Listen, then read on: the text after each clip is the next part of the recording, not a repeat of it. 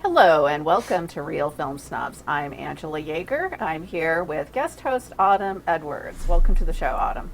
Hi, Angela. Thanks for having me again. And while every episode on Reel Film Snobs is a special episode, this one is not a special episode in that we are not doing any sort of themes like we've been doing lately. There's no Best of the Year, Oscars. We're just reviewing new movies for the most part and a few streaming picks. It's like a classic Reel Film Snobs episode, if you will. And it's an interesting time of the year to be doing new movies because this is the time of year that's a little bit of a slog, to be honest, if you're a film snob, waiting for summer when you might get one or two decent blockbusters if you're lucky, and then of course fall when they slam in every single decent movie within a 2-month period. But we'll start off with our first movie, which actually got pretty decent reviews, so I think we both had high hopes for this. This is a horror movie called Undertone. By a first-time director. It's a supernatural horror movie about a very, very jumpy woman who hosts a paranormal podcast out of her home. And while she's doing caregiving for her dying mother, and she, for some reason, unbeknownst to us, she records it at 2:30 in the morning.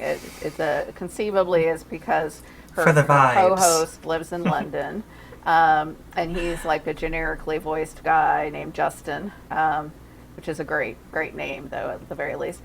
In any case, they do a paranormal podcast where she plays the skeptic and he's the true believer, you know, a la Scully and Mulder, X-Files. And then one day, Justin gets a bunch of scary recordings sent to him. How he knows they're scary, we're not sure because he only listened to the first one. And there's a series of 10 of them, and over the course of a week, they listen to the recordings and evil starts to happen. So one of the reasons this movie got some buzz is because of the use of sound design and sound effects, which it does do fairly effectively in parts. The problem is all the rest of the movie. The story is fairly ridiculous. I mean, there's just so many, you know, everyone knows when you go into a horror movie, you have to suspend disbelief to a certain effect, right? But like, can you only do this so much? Like, there's so many.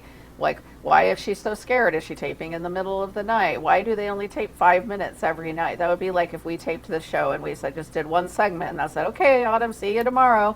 We'll tape the next movie tomorrow night. There's just like nobody tapes a podcast this way. Knowing a few people that do podcasts, I can guarantee you this will be laughed at by anyone who tapes a podcast. And the acting is fairly poor. It's a good way to do a low budget movie. There's really only two people you ever see on screen: Evie, the main character, and her mother, and that's about it. Everyone else is through their voice. But I found this pretty much a complete disappointment. Curious to hear what you think, Autumn. No, I totally agree. I went in with high hopes given the reviews, just generally, which are really hyping it up, and I was kind of shocked after walking out of the theater. Couple of things, like you mentioned, plot holes kind of galore, or at least like the logic doesn't really follow. They say they release this podcast like weekly, and yet they're doing little 5-minute recordings at a time over the course of the week. I'm like, you're not going to hit your deadline. There's no chance. What are you talking about? And then secondly, you know, they say sound is half the picture, right? But there should still be a picture, in my opinion. You know, we go to the moving pictures. That's what movies are. And unfortunately, it is not shot particularly well. You can tell it's a debut film, really. When I walked out of the theater, I made the comment that it really feels like a student film, right? Like some student in college, you know, could have made this. And I'm shocked to see it get such a wide release. I mean, it's not to say that it doesn't have its, you know, strong points. Like you said, the sound design is good, but it really feels like that's just about all it has to offer. It's bizarre that they spend half the movie poring over Wikipedia articles and Googling things like, ooh, what does this children's lullaby mean? And what is it what does it sound like if you play it backwards? Oh my gosh, it's so spooky. But they're doing this in the middle of recording the podcast, and so the audience wouldn't be able to see these pictures. They wouldn't be able to follow along with what they're doing. Yeah. It's not like particularly well narrated or entertaining the way they deliver it. So I don't know. It's very funny from like a logic standpoint. I really just walked out of this one pretty underwhelmed. Yeah, like the main character Evie, her childhood lullaby that she was scared of was Ba Ba Black Sheep. Then they play it backwards, and she's all freaked out. Although it doesn't really actually say anything backwards. I'm like, what is this? The 70s when people were listening to Black Sabbath records backwards and looking for satanic words? This is ridiculous. I mean, come on. I know. It's like the only thing they could do is if they play D&D too, Satan's game or whatever. Ooh, wow. Like it feels like it's leaning into that. Yeah, it's ridiculous. Then there's this whole kind of, and not to get too political or whatever, but I'll get too political. What the hell? It's a little.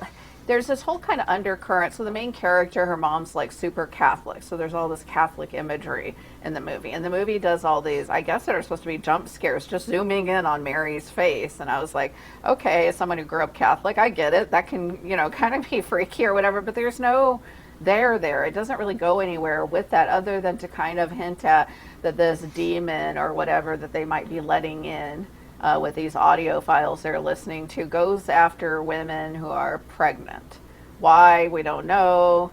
There's something about the demon, is jealous that people have babies. I mean, so there's sort of this like religious, kind of demonic forces going after children. I mean, it's very confused in its messaging. Some people took it as almost kind of like an anti-abortion message. I'm not even sure if it knows its politics well enough to know that that's actually even going on, really, because it's confusing. But I totally agree. I think my biggest problem with it is you could feel there is some potential in the movie, right? Like there are a couple interesting little ideas that it sprinkles throughout, but it never really follows up on them in any interesting ways. It really takes the most generic, boring path to get to the end. Like the stuff with the pregnancy and, like she has a drinking problem and, the Catholic imagery, like all this could have been dug into so much more in so many more interesting ways. And they really just kind of dropped this stuff in as like, I don't know, just like a little aesthetic. They're just like, oh, what if there was a little suggestion of this? And then we never, but it's not like a compelling suggestion where you're like, oh, there's more mystery here to unravel. It's just like, it feels incomplete. It feels like not very well thought out. And a lot of things are just thrown out there and it never, I don't know if it's supposed to be a red herring, but the drinking problem thing is thrown in there, which I never believed, by the way, for a minute that this woman has a drinking problem. She doesn't look like someone until she arrived on this movie set that's had any problems. But but they bring it up and then that doesn't go anywhere. Mm-hmm. I thought maybe, we're going in a Shining direction. Maybe this is all like magnified because of her drinking and her aloneness with her mother as a caregiver.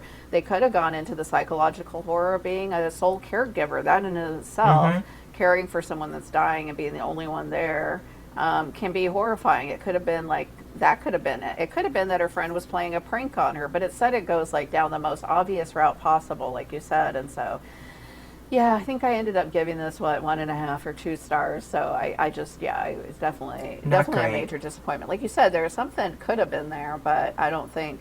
I think it's at best a student film, and really student film could have been a lot better. So.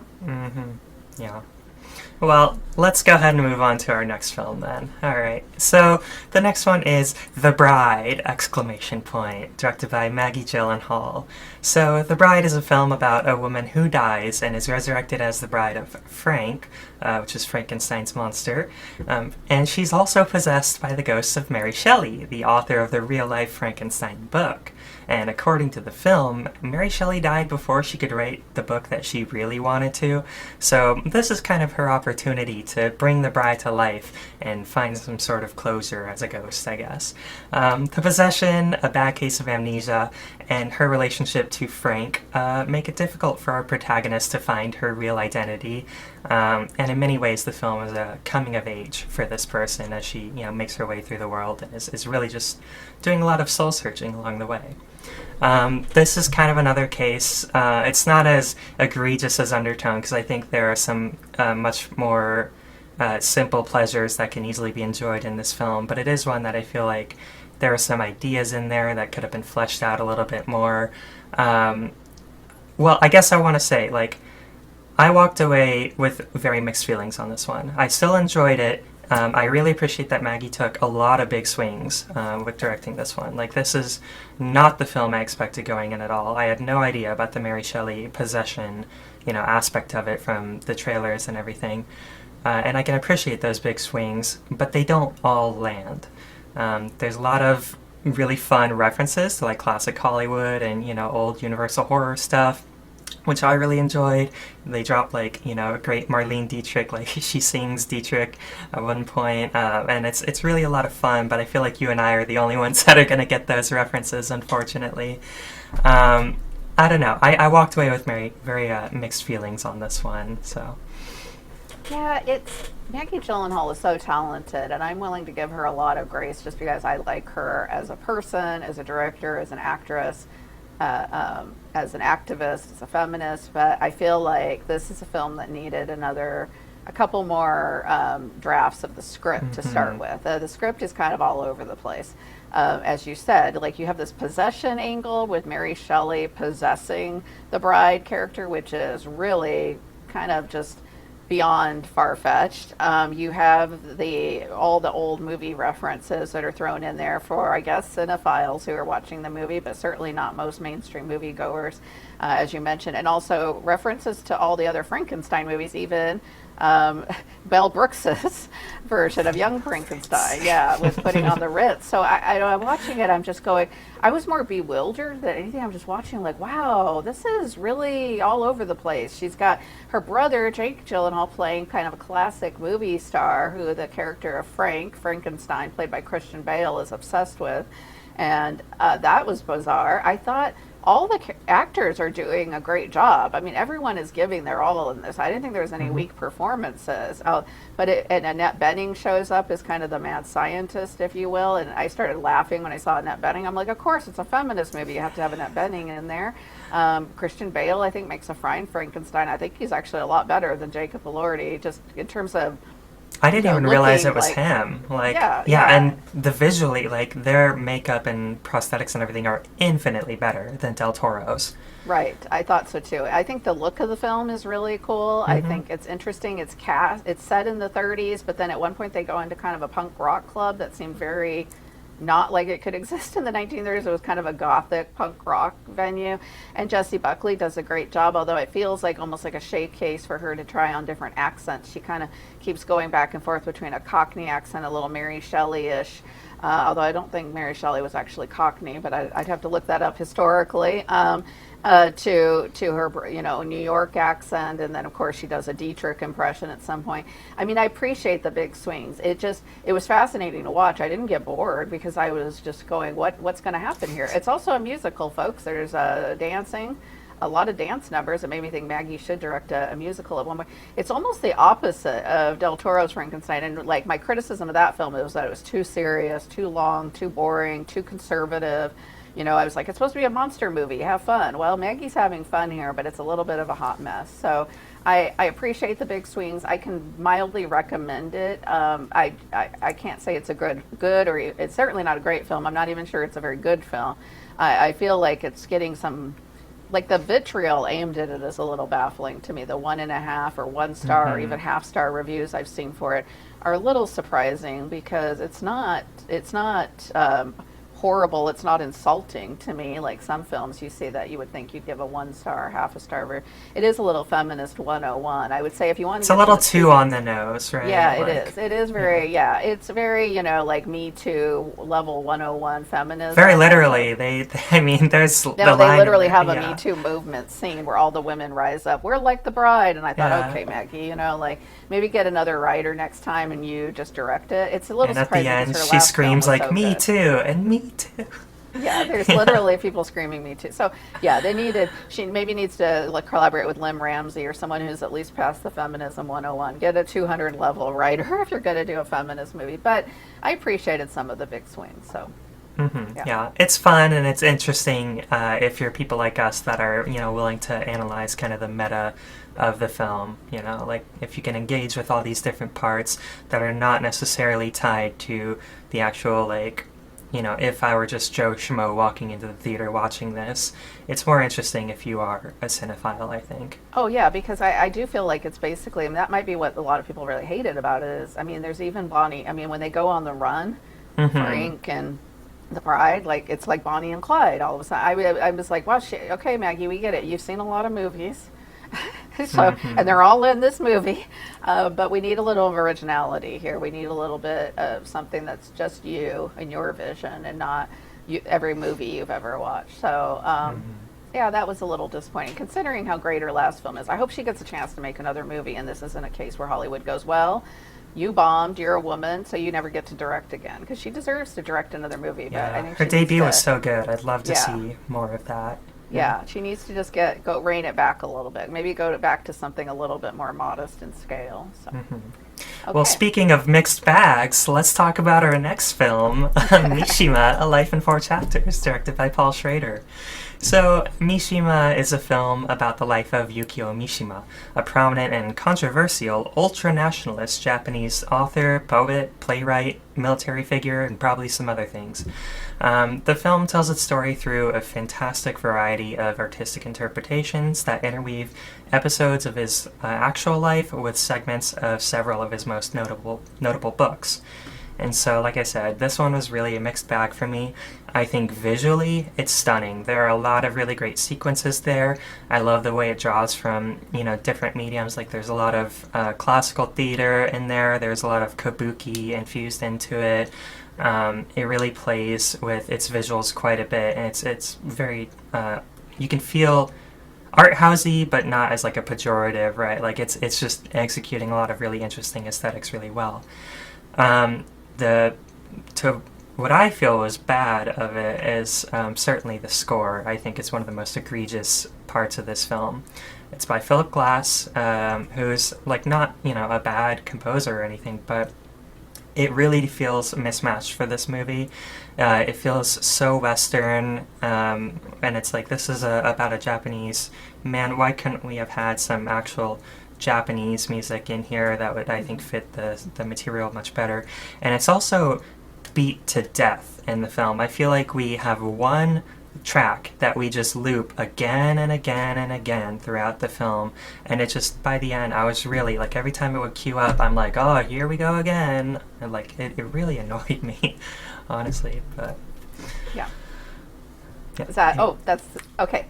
Well, I don't want to take it all up, so I figured Okay, I'd let well, you no, go I first. appreciate you bringing up the score, because I think that's the first thing I said when I left the theater. We saw this in Portland at the Portland Art Museum, in their beautiful new theater, and so that was great. And I reviewed this movie on the show with Brian probably really early in the show, and I remember having mixed feelings about it and feeling guilty about that, because it's actually revered as a classic. It's considered one of the great films. It's on Criterion. It's considered one of Paul Schrader's best films. So I thought, well, I'm older and wiser now. I'll give it another shot. Maybe I'll have a different perspective, because I certainly have changed my mind on movies over the years as you get more perspective or you just learn more about cinema. And I had a lot of the same feelings I had when I saw it in my 20s, 20 years ago. So it's interesting. I still was bothered by the score, which is interesting because it's actually a very famous score. It's considered one of Philip Glass's great movie scores, and it might be on its own. I think the mismatch with the actual film is the problem. Our friend Daniel, who we saw it with, noted that this was in the mid 80s, which was a period where Philip Glass's music was just really hot. So it was kind of like, oh, this is the hot composer right now. It's like getting, the person that's of the moment, maybe like getting John Williams in the 70s or whatever, So I think it's, so that's part of the issue, is especially because the main character is a Japanese nationalist. It seems especially mismatched to have such an American composer doing a very westernized music.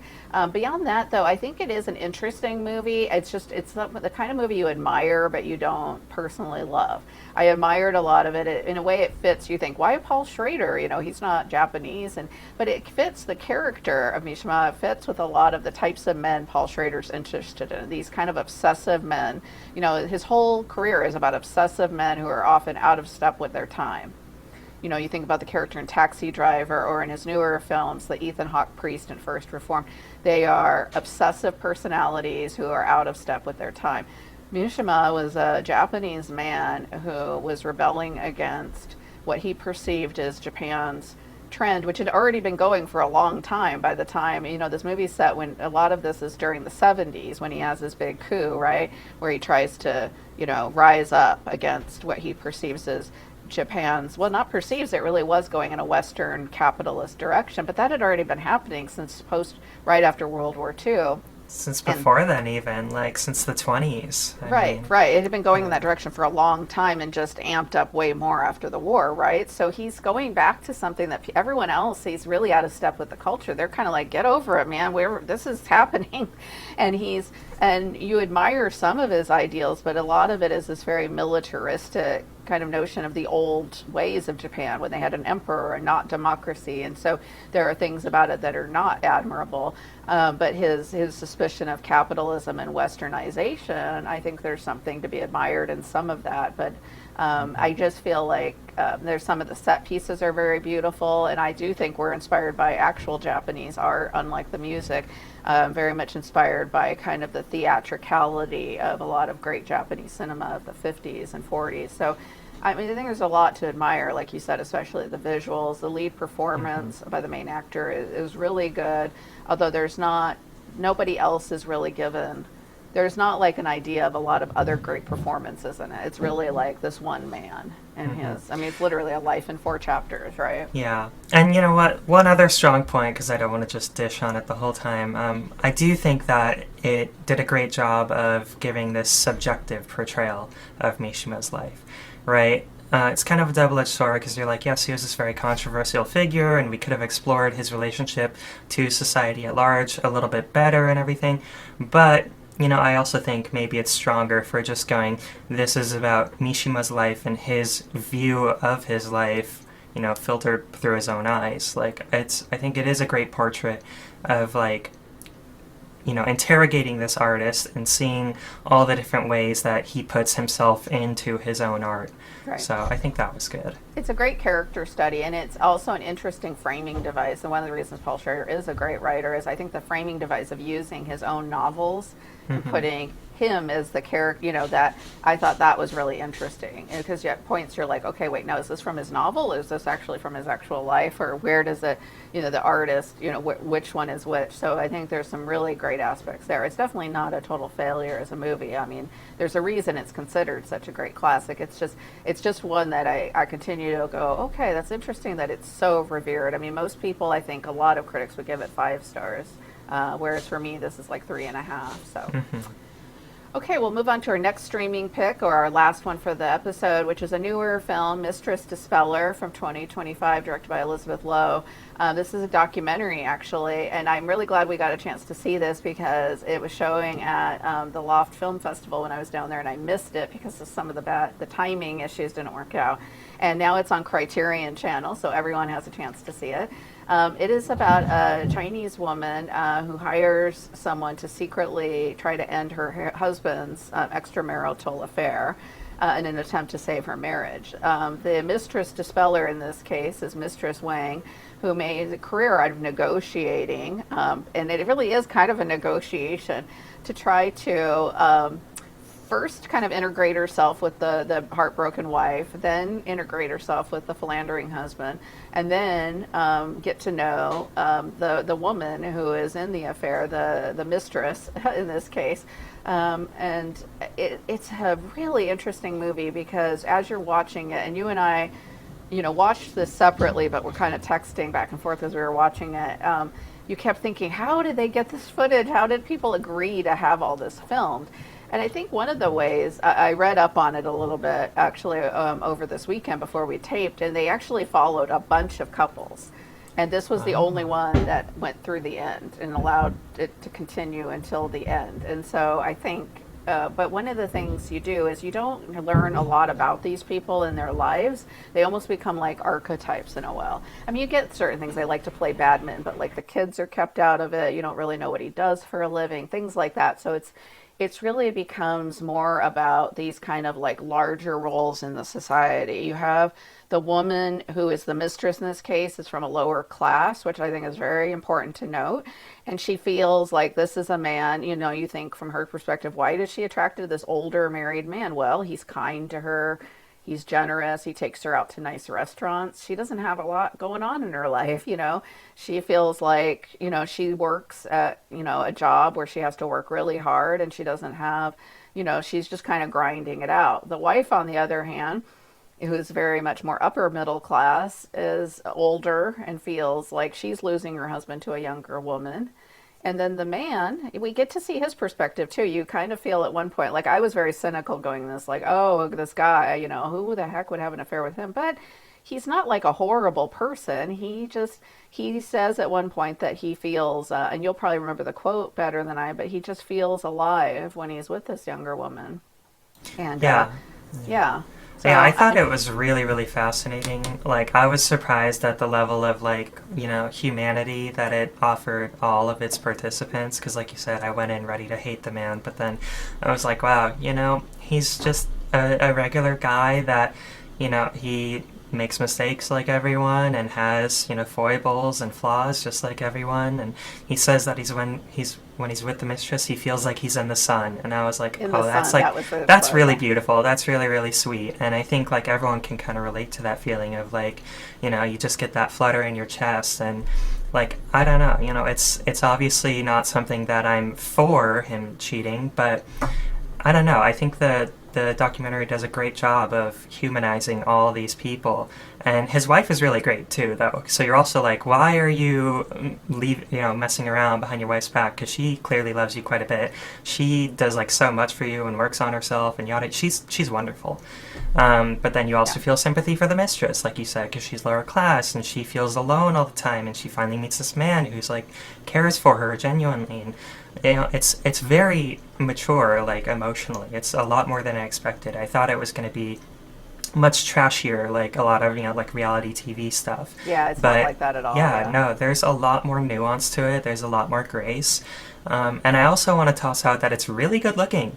Like it's impressive they got all these shots, but they're also like beautiful shots too. For like a documentary, I was like, "What? This looks really, really good. It looks better than a lot of fiction films where they're set in very controlled environments. Like it looks better than Undertone, and like they're dealing with just real life out in real places when they probably don't have a lot of time to set up or this, that, whatever. I was really impressed with the production of this film. Yeah, yeah, it's very well filmed. Good looking movie. Definitely one that I wish. You know, a lot of documentaries do not get wide releases, so it's nice that Criterion picked it up, so a lot more people can see it. And I could see why they picked it up because it has to meet a certain bar, I would assume. And it is as a documentary. I think it's universal too. Even though this idea of a Mistress Dispeller is very culturally specific, I think the humanistic elements are not dissimilar to what you could understand in today in any culture. The idea that it's sometimes, especially as you get older, hard to find complete satisfaction from just it's a huge percentage of married people cheat, and that's true in America too, not just in China. And so it's like exploring these dynamics of like the different perspectives of the different people on that in that equation. And in this case, the class part of it really is what fascinated me as well. And so I love that it explores those issues because I feel those are often overlooked. So, oh, we're out of time, but I hope that music goes away soon. That is new. But as always, thank you for watching. Have a great day and great movies.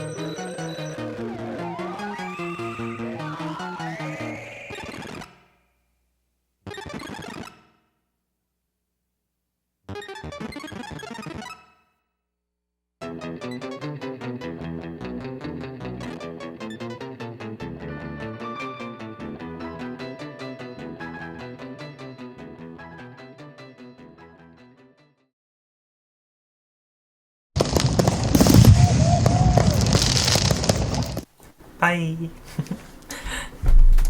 Yeah, I feel like I'm on like the Oscars, and I'm like, this is my acceptance speech. I'd like to thank you, I know, you, I and should you. throw a fit, like, the They're people, turning the lights off. They're cueing yeah. the music. It's getting louder. Oh. Yeah, exactly. I feel like the people from K-pop, Demon Hunter, they got the music put on rushed them off the when stage. yeah, and it became a big thing because they Mhm. just shut them down while they were talking. So But more good points about Mistress Dispeller too, though. Like, I wish we had time to dive into this a little bit more too. I love, like you said, very universal, but also culturally specific, but also kind of not. Like, but one thing that really stuck out to me was when we see like that dating agency, and it's like a huge agency, and they match people up according to, you know, socioeconomic status and height and weight and, you know, all these different physical attributes, and it's very dehumanizing in many ways, right? Like, but also when you take into account just society as a whole and the culture we live in, like, it is a capitalist society.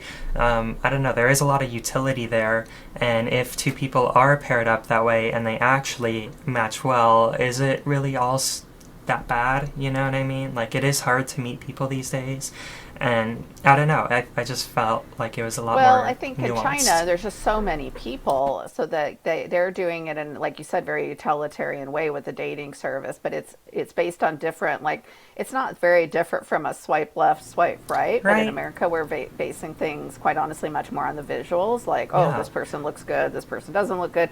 They're matching them based on, oh, education, height, you know, success, what area you live in. Oh, you're in this city. Okay, you know, so it's not. It's different, but it's not. So Yeah, I and mean, I that found it's it fostered by distasteful, but I people, find all too. of that kind of stuff distasteful. So Yeah, yeah. And that it's fostered by people too, though, and not just the swipe left, swipe right dynamic. Like, I think right. it's, yeah, I don't know. It just adds a degree of nuance that I think is, you know, interesting. And I also love the little flourishes of the film, where like you get a couple of shots that really stood out to me in particular were when the camera just pans along like a dozen or two men and then like a dozen or two women or what have you, and like that's it. There's no commentary over it. There's no like, you know, this, that, whatever. But like as it's panning over them, like I just had so many thoughts going through my head, right? I immediately start like comparing myself to them. I'm like, oh, like I'm better looking than this person, or like I'm blah blah blah blah, and you know, yada yada yada. But also like, yeah, you know, they're just people too, trying to survive and find love and, you know, whatever. And I think just the simple act of putting those shots in the film and prompting those ideas, like I found that, you know, very like, I don't know what the word I'm looking for here, very poignant, right? Like, I think it says a lot by doing very little. Like, you know, just given the context of the film, I think there's a lot of meaning in just putting those shots there. And it's almost like the swipe left, swipe right as you're just panning across this group, and you're just, you know, like, in your mind, you're like, swipe left, swipe right, you know, blah, blah, blah. This is the culture we live in. this would be a great double feature with Materialists if that was a better film, but it's unfortunately not. But the character that Dakota Johnson plays in that movie is a matchmaker for like wealthier people, right?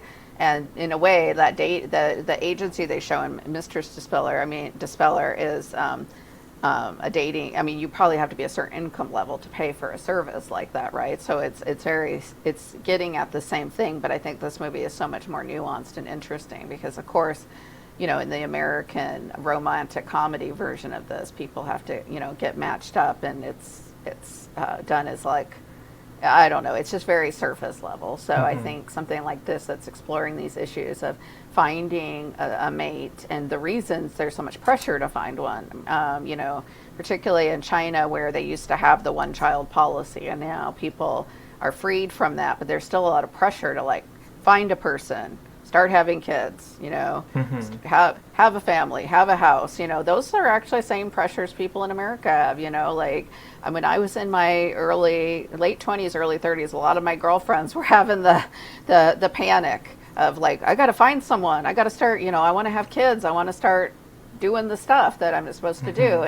And some of that pressure was external. Some of that was pressure they put on themselves, like, because they wanted that stuff, you know. So I didn't have those pressures, but a lot of people do. So Yeah, and it's so much less slimy than I thought it would be. Like when you hear the concept of a Mistress Dispeller and everything again, it just sounds like it's going to be trashy reality TV. But I love how, you know, graceful it is, and that, like, she allows the mistress and the wife to sit down together at the end and talk things out and come to, like, real internal, you know, they come to peace with it. They get a lot of, oh gosh, what's the word I'm looking for? Starts with a C. It's a nice conclusion. It's, right. I don't know. Yeah, I really Closure. like closure. That's the word. I don't know why I can't think of that right now. Yeah, they both get closure, and I thought that was really wonderful. Yeah. No, I agree. And I think when I thought, because from the title, and I get why they went with that title, it's very catchy, but you think this Mistress Wang is going to be this kind of slimeball person. But she even herself at one point says, well, the person I sympathize the most with is the mistress, actually. Because she's the one that has the most to lose from this whole situation. You know, she's often the one that's demonized. And a lot of the women that go for these married guys, they have problems. There's a reason they're going for a certain type of guy, and it's because they aren't damaged people. And I thought she understood the psychology of that. That was pretty perceptive of her. Like, I actually need to help them. They're the ones that need the most help. So I really liked that. Yeah. So yeah, good movie. Definitely the best of the four we saw for sure. So